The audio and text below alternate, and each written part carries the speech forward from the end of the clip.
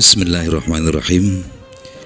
Sahabat Ram, dimanapun Anda berada, Alhamdulillah saya akan terus menemui ikhwan dan akhwat semuanya, karena saya merasa bahwa kita akan berjumpa bersama dalam sebuah langkah menuju surganya Allah. Mudah-mudahan demikian adanya ikhwan.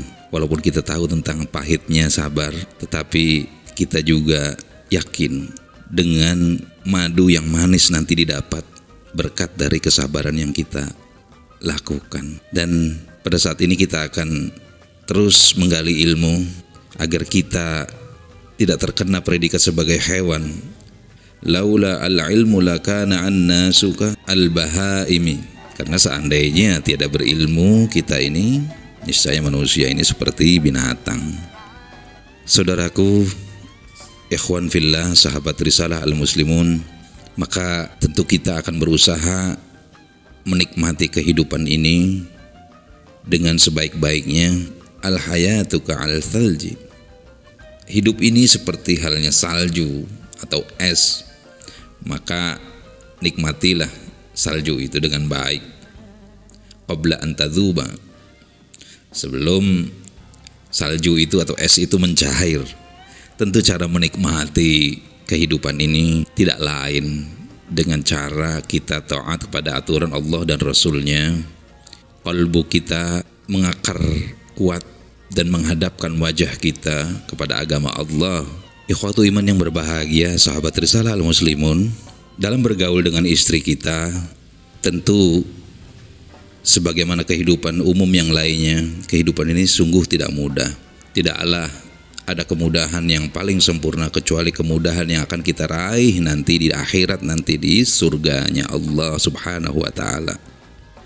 Oleh karenanya ketika kita bergaul dengan istri kita dengan segala kesulitan yang hadir di sekelilingnya, tetap Allah katakan wa'ashiruhunna bil ma'ruf, dan bergaulah dengan mereka secara ma'ruf. Secara baik, kita selalu melakukan inventarisasi dan kodifikasi tentang cara-cara kita untuk setiap hari berbuat baik. Pilihlah sikap baik dalam lisan maupun perbuatan yang tepat kepada istri kita. Walaupun kita tahu tidak semudah itu kita melakukannya, pasti akan menemukan hal-hal yang kita tidak sukai pada istri kita. Kata Allah, fa in karihtumuhunna fa asa an takrahu syai'a. Kemudian bila kamu tidak menyukai mereka, maka bersabarlah karena mungkin kamu tidak menyukai sesuatu. Wa ja'alallahu fihi khairan katsira. Padahal Allah menjadikan padanya kebaikan yang banyak. Luar biasa sekali di sini Allah sangat memberikan sebuah rujukan yang tepat. Kita dibatasi pada situasi ketidaktahuan kita tentang sikap istri kita yang tidak kita sukai dalam satu saat. Tentunya bukan dalam persoalan halal dan haram, tapi dalam hal-hal kecil lainnya yang sifatnya kemanusiaan, yang kita tidak merasa mendapatkan pelayanan, kelayakan.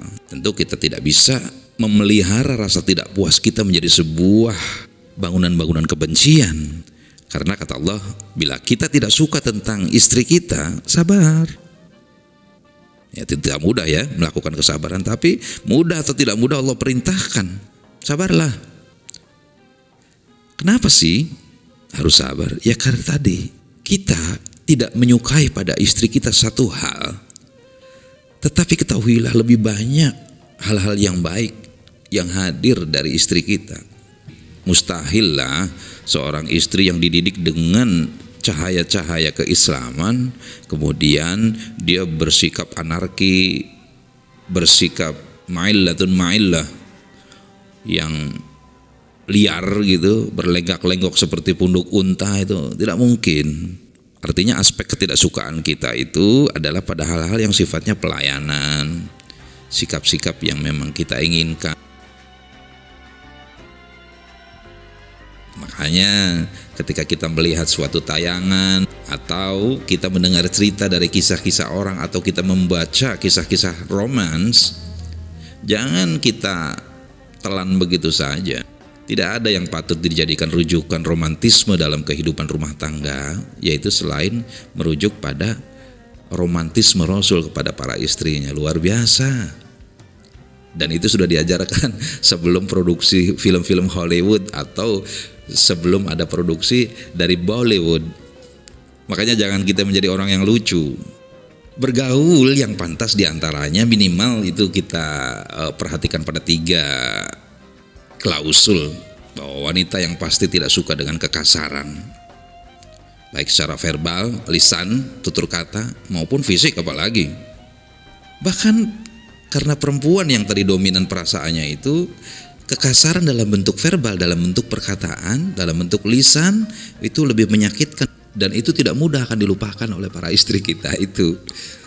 Ya, ini para sahabat Risalah Al-Muslimun yang masih muda-muda, perhatikanlah, belajarlah untuk memiliki ilmu komunikasi yang memadai, yang pas untuk para istri, ya.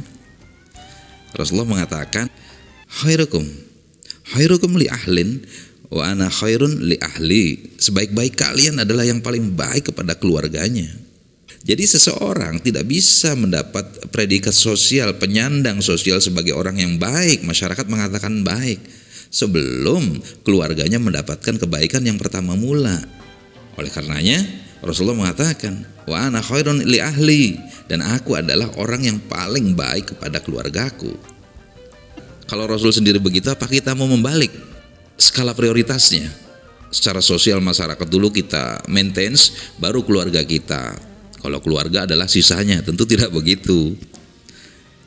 Karena Rasulullah mengajarkan keluarga, anak dan istri adalah lingkungan pertama yang akan merasakan manisnya dari kebaikan, kecerdasan, serta ketakwaan para suami.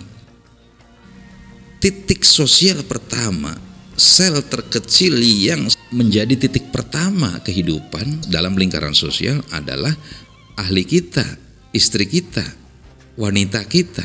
Makanya Rasulullah katakan, wastausu bin nisa'i khairan, dan berbuat baiklah kepada wanita.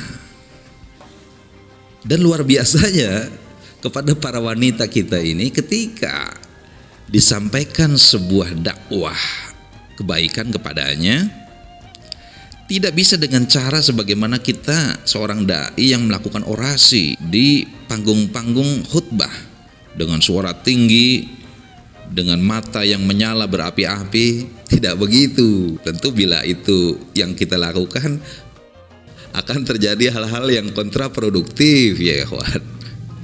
Dan hal ini Aisyah radhiyallahu anha menyampaikan sebuah hadis Rasulullah sallallahu alaihi wasallam, innar rifqa ayakunu fi syai'in illa zanahu. Sesungguhnya segala sesuatu yang dihiasi kelembutan akan nampak indah. Wala yunza'u min syai'in illa syanahu. Sebaliknya, tanpa kelembutan, segala sesuatu apapun akan nampak jelek. Hadis riwayat Muslim. Sahabat Risalah Al-Muslimun, kepada istri kita juga harus muasyarah bil ma'ruf, memilih suatu cara yang tepat dan pas pada keluarga kita. Sebagai apapun kita di luar rumah, sebagai jenderal, sebagai panglima perang, tapi ketika di rumah ketahuilah istri kita dan anak kita itu bukan prajurit-prajurit kita, bukan komandan-komandan garnizon, bukan komandan-komandan peleton kita. Ya, inilah sekadar yang harus kita perhatikan. Juga kita mengambil sikap pertengahan terhadap apa-apa yang terjadi dalam wilayah kepemimpinan perwalian kita ini kepada keluarga kita. Jangan permisif, semua serba boleh. Tapi juga jangan semuanya serba tidak boleh. Itu layaknya seperti penjara-penjara yang sangat ketat. Intinya kita harus mengambil sikap pertengahan. Jangan serba boleh, maka kita nanti akan diancam sebagai dayuth yang melakukan pembiaran terhadap kemaksiatan terjadi di rumah kita, atau kita malah nanti menjadi orang yang zalim kepada anak istri kita karena kita lekas marah dan lekas menghukum. Berlatihlah setiap hari, setiap saat kita untuk menyampaikan sesuatu dengan lembut. Kalau bisa bersuara pelan, seburuk-buruk suara adalah suara keledai, ya, suara khimar. Maka awalilah sesuatu itu dengan lemah lembut. Secara basic sebetulnya kelembutan itu menyenangkan. Nah, ini tidak mudah. Walaupun awalnya sulit, tapi insya Allah kita akan mendapatkan buah manis dari sikap kita yang lemah lembut itu. Kemudian juga kita dapati banyak riwayat di mana para sahabat, demikian pun Rasulullah, mencontohkan sesekali membantu pekerjaan istrinya. Rasulullah menjahit pakaiannya sendiri, begitu pula dengan Ali bin Abi Thalib. Sampai-sampai suatu saat Fatimah pernah meminta jariyah atau khodam kepada Rasulullah, karena Rasulullah mendapatkan jariyah dari rampasan perang.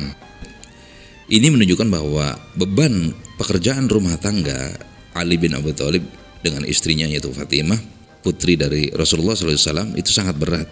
Walaupun secara dominan dan determinasinya adalah sang istri,